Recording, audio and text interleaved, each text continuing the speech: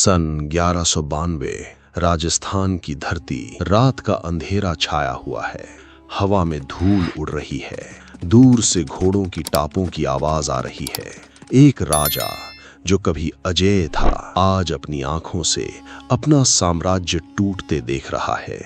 वो राजा था पृथ्वीराज चौहान, राजपुताने का सबसे वीर, सबसे गौरवशाली योद्धा, जिसने कभी अपने दुश्मन को 16 बार माफ किया था और वही माफी उसकी सबसे बड़ी भूल बन गई। आज से 832 साल पहले तराइन के मैदान में वो हुआ जो नहीं होना चाहिए था। एक युद्ध, एक हार, एक फैसला और पूरे हिंदुस्तान की किस्मत बदल गई।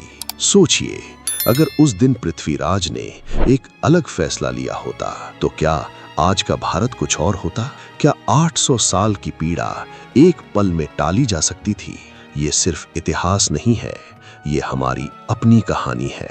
आज हम उस सच को खोलेंगे जो इतिहास की किताबें पूरी तरह नहीं बताती। पहला सवाल, पृथ्वीराज ने मोहम्मद गोरी को 16 बार जीतकर भी क्यों जीने दिया?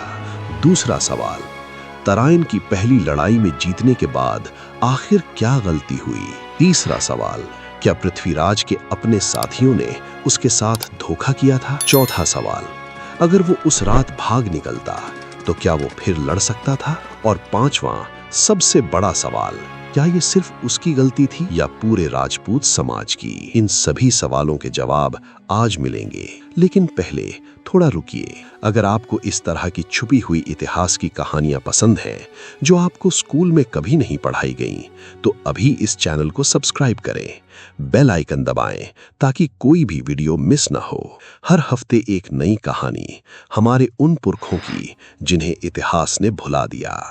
बात करते हैं उस इंसान की जिसे भारत का आखिरी हिंदू सम्राट कहा जाता है, पृथ्वीराज चौहान। जन्म हुआ था सन 1166 में अजमेर के शाही परिवार में। बचपन से ही असाधारण थे वो। कहते हैं आंखें बंद करके भी तीर चला सकते थे। शब्द भेदी बाण यानी आवाज सुनकर निशाना लगाना, ये कला उन्होंने बचपन में ही सीख ली थी। मात्र 11 साल की उम्र में उन्होंने एक शेर को नंगे हाथों से मारा था। पिता की मृत्यु के बाद सिर्फ 13 साल की उम्र में राजा बन गए। दिल्ली और अजमेर दोनों की गद्दी उनके पास थी।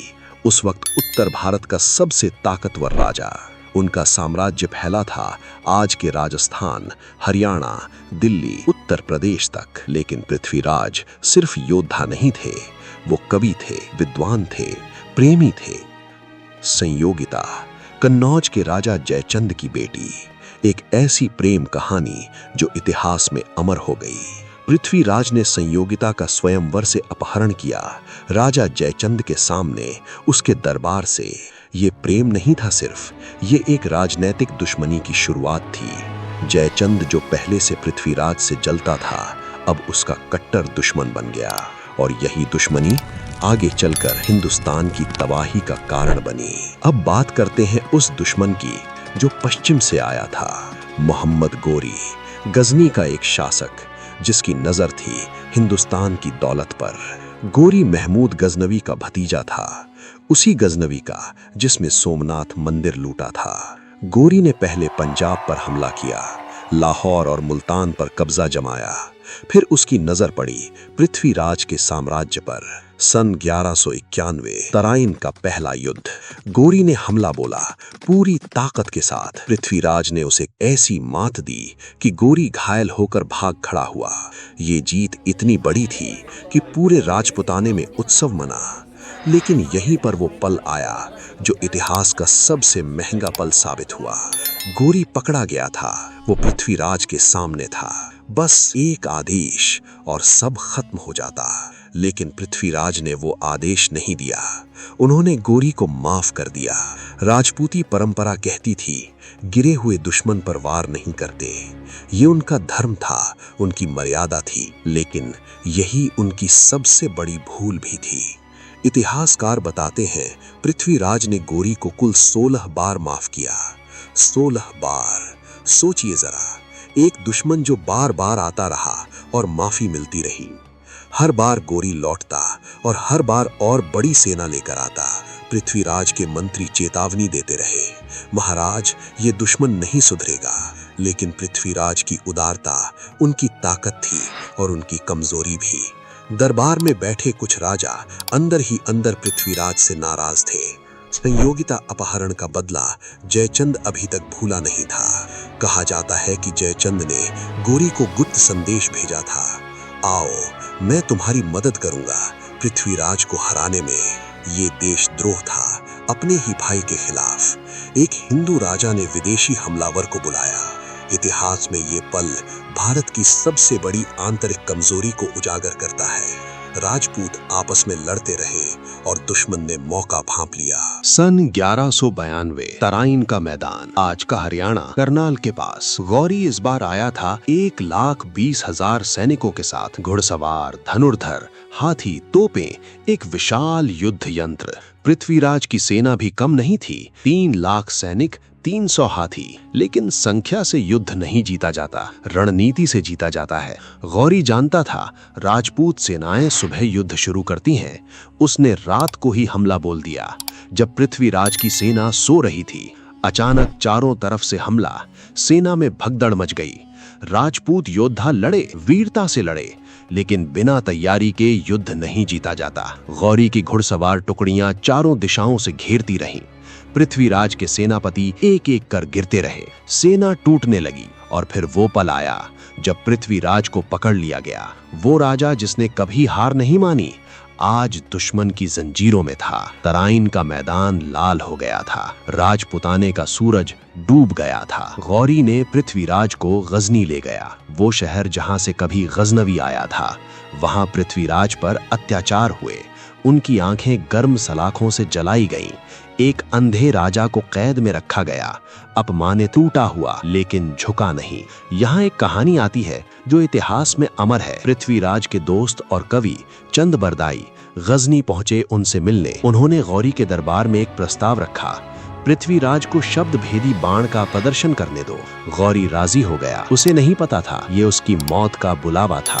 चंद बरदाई ने एक दोहा पढ़ा जिसमें गौरी की सीट की दिशा और दूरी छुपी थी। 4 बांस 24 गज, अंगुल अष्ट प्रमाण, ताऊ पर सुल्तान है, मत चूको चौहान। अंधे पृथ्वीराज ने वो दोहा सुना, आवाज की दिशा पहचानी, बाण चढ़ाया और छोड़ दिया। बाण सीधे गौरी के सीने में उतर गया। शब्द भेदी बाण अंधेपन में भी नहीं चूका।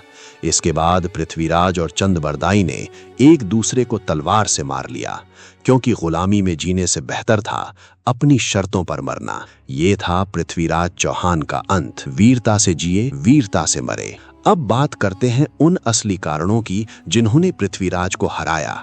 पहली गलती, दुश्मन को बार बार माफ करना। उदारता एक गुण है, लेकिन दुश्मन के साथ नहीं। राजपूती परंपरा महान थी, लेकिन गौरी उस परंपरा को नहीं मानता था। जब 2 अलग नियम के लोग लड़ते हैं तो नियम तोड़ने वाला जीतता है। दूसरी गलती, राजपूत राजाओं में एकता नहीं थी, हर राजा अपनी अकड़ में था।